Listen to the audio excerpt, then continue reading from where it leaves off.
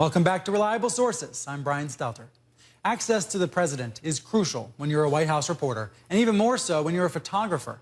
The press always wants more access, of course. The administration usually wants to give less access. And this tug of war has been going on for decades. But the press says it's gotten worse lately. And the only photographer allowed inside some key White House meetings now actually works for the White House. To set up our conversation about this, here's CNN's senior White House correspondent, Brianna Keilar. Guys. Reporters and photographers frustrated that independent media are shut out of even routine presidential events at the White House. No reporters, no photographers, so no uncomfortable questions of the president, and no images the White House can't control. Recent examples, the president's lunch with Hillary Clinton, his Oval Office visit with Malala Yousafzai, a Pakistani human rights activist who told the president to stop using drones in her country, and a meeting with Palestinian and Israeli negotiators. Doug Mills is a New York Times photographer. The White House photos, as many people have press releases. They are basically putting the president in the best light.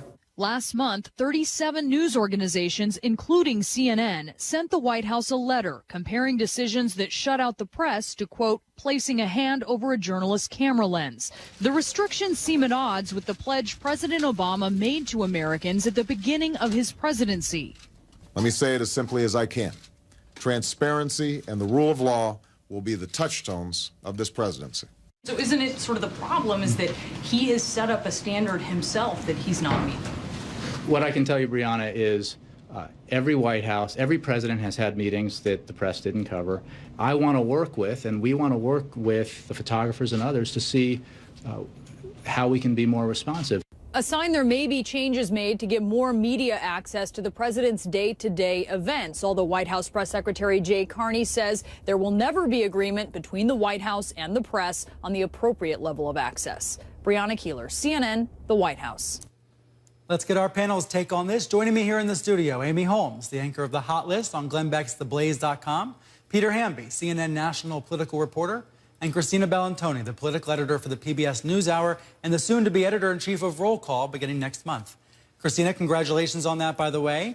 And let's start with you. We heard in the package that there's probably never going to be an agreement on this, but do you think they can get back to a better balance between the two competing interests? I think the White House realizes that because they've been under so much pressure on it, they're going to have to give a little bit more access to alleviate some of that pressure. But the bottom line is that the White House does this because it works. They're able to take advantage of new distribution channels to tell the story they want to tell about the president. That's not necessarily new, and it's certainly not new for Barack Obama, right? They did it on their 2008 campaign, they did it in the last campaign, and they're doing it in the White House. And lots of administrations have done this. Every administration has had, not every, but most recent administrations have had a taxpayer-funded photo office, right? There's all kinds of reasons for that. But what the press is trying to get at here is when you say it's a private event and you don't allow our news people to come in, but then you're sharing that photo with the world, you're trying to tell your own story. And the whole point of being a journalist is being more than a stenographer, being more than that, and trying to tell the story as it is accurately portrayed. Amy, where do you come down on these two sides? Well, look, I think this goes far beyond just a tug of war between competing interests and access. As Dana Milbank wrote in the Washington Post just a couple of weeks ago, the White House is actually banning press corps photographers from covering what are not really private events. These are events that involve the President of the United States doing the people's business. And so on the one hand, yes, of course, the White House, this one and future ones, will be releasing their own photos around the White House press corps through social media. But this is it's starting to smack of propaganda, and particularly when the press is publishing these photos that are being, hand-fed to them by the White House as if that was a news photo and not a propaganda photo. Peter, do you feel like this is the kind of thing that's only going to increase with every administration that follows? Yes, I mean, absolutely. Calvin Coolidge had a press conference every week. President Kennedy had one every 2 weeks. President Roosevelt used fireside chats to go over the head of reporters. I mean, the White House uses advances in the media to go around us. They don't need us anymore. I mean, that's the bottom line. David Axelrod told me earlier this year, they go, when I was talking to him after the campaign, they go fishing where the fish are. They can put their paid, controlled messages on Duck Dynasty, on The Big Bang Theory, inside video games. They don't need us. 128 million people, 40% of the country are on Facebook. 22 million people watch the evening news every night. Right, but Peter, no one begrudges the White House using those avenues of communication. The fact is that they're banning the free press from their events. And what about the question of the free press publishing these propaganda photos? Sure, I am not defending the White House here. I am sort of sympathizing with the political operatives. Like, I get where they're coming from a little bit. But Jay Carney was the bureau chief of Time magazine. He knows better. Yes. I'm agreeing with you, though, that a lot of this seems just self-inflicted. Self-inflicted? What do you mean?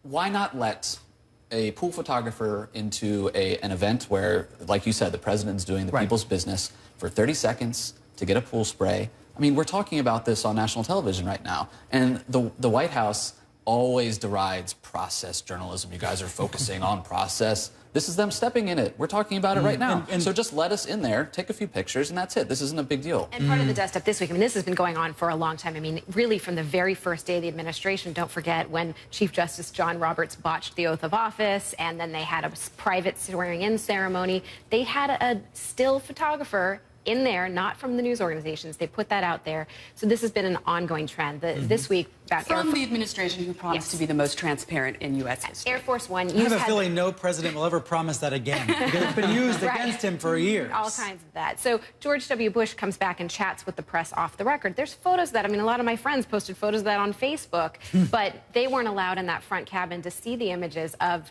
you know, Bush and Hillary Clinton and Barack Obama having this conversation. And looking at the paintings on his iPad, right? Yeah. So I do think because this is process journalism and the White House detests that, Jay Carney has said to several news organizations that he's going to have a meeting on Tuesday, that he's going to bring in representatives from the White House Correspondents Association, the Photographers Association, and talk through these issues. He says that they'll try to find some better ways to work together. I guess that's not surprising because they do want to move past this story. They do, and they are also looking at their poll numbers, and that's something else I would say, is that finally it seems possibly that the media love affair with this administration might be over, and they're no longer willing to be lapdog just taking pre-digested tidbits. Can I puncture that real quick? I think probably in 2008 there was probably a larger infatuation with the media. The reporters that deal with this White House and the Obama world on a day-to-day basis aren't really in love with the guy. There's a real sort of toxic relationship in this city. If you go out and talk to reporters. It seems that it's grown in the past year, particularly. Yeah, it certainly has. One more point, too. As media organizations consider their own costs and what they're going to be doing for both campaign travel and White House travel, it's very expensive to go with the president. And if you're on Air Force One, you sort of have an expectation you're going to be gathering information. And if you can't do that and you've just spent $12,000, $15,000, $20,000 to take this trip, maybe the news organizations pull back. I mean, it gets to your paper. Yeah, it happened on the Romney campaign. People decided not to send reporters out because Mitt Romney was, taking cues. The Romney campaign told me, why should we give access to reporters? President Obama doesn't give access to reporters, so we're not going to. The campaigns today, the entire political apparatus, frankly, is completely risk-averse. We all have phones on our cameras, and we can catch any gaffe. And why go out and cover Mitt Romney if he's not going to talk to you? You're spending all that money. It's funny, too. The NewsHour, we took a look at this issue. We went back and looked at our archives, and we did a story in 2009 about how many interviews President Obama was giving at the time to all different sorts of outlets, whether that was ESPN. Well, that was the honeymoon period, exactly. I think. Well, I wondered, now that we know this meeting's coming up on Tuesday, what do the press reps want to get out of it? So I asked the head of the White House News Photographers Association this morning. Here's an email from him, Ron Sachs. He says the specifics of a resolution to this issue would include, at the very least, giving the press appropriate access to the events, which are photographed by White House staff photographers, except where exceptional circumstances warrant. Failure to provide appropriate access threatens the First Amendment freedom of the press. One of those exceptional circumstances could be the Situation Room, for example. If we see photos of President Obama in the Situation Room, there's not an expectation of the press being allowed in there. But he seems to be saying he wants some sort of a compromise where there is more access than there is right now. There's very little access to the Oval Office, for example. I think there's only been a handful of times photographers have been allowed in there. They go into the cabinet room and they do what's called a pool spray, which is maybe 30 seconds where they click, click, click, everybody gets the exact same photo. That's not an easy job, by the way, if you're a photographer, to be able to make your photo interesting. Right. But then there are also sort of the the storytelling, getting back at that, the pictures of the White House dog or the way that the First Lady is portrayed or things that they're able to do. An example that I've seen is when they visited Nelson Mandela's cell, actually, earlier this year when they went on that trip. And of course, there's the dog. Right. CNN will show these pictures. This is a good example of a compromise where some White House photos we will show on the air. Sure. If they have general interest, and people do want to see pictures of the dog. I will say that. When you go out and talk to everyday people, they ask. I was very impressed with the White House rollout of the most recent dog because it was done on YouTube. They went where people wanted to see it.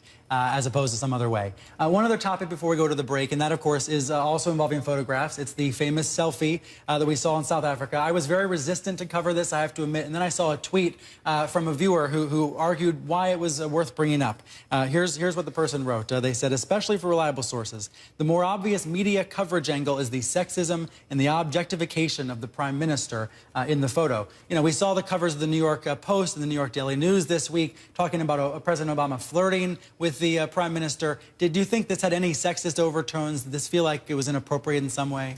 I didn't see it as sexist, but I certainly saw it as sexualizing, the encounter and this whole soap opera and drama that the American people seem to love, particularly in the rich and the powerful. And if you do a quick Google search of George Bush and Condoleezza Rice, you'll see all sorts of stories about some crazy love triangle and Laura Bush moving out of the White House, all splashed across the front of the tabloid. So I think the American people, we love this salacious sort of titillating story. I don't think it was sexist to note that, yes, the Prime Minister is an attractive woman, and it seemed that she and the President had a familiar and affectionate relationship. I also went back and I'm not familiar with the Danish Prime Minister. I think few of us were. But I did some Googling. She's actually back home sort of, on her political campaigns, has cultivated an image as kind of like a style icon. Back home. So that's just the sort of Gucci Prime Minister. Yeah, exactly. Right, and with the expression on First Lady Michelle Obama's face, right? Like that's one reason this became a story. Right. She could have been reacting to anything. I mean, we weren't there in that The box. photographer said that actually she'd been participating in the conversation only 2 minutes earlier. Right. Yeah, What and we there was really another needed- photo surfaced that went viral. Where What we she's really in the needed middle. was not a photo, we needed a video.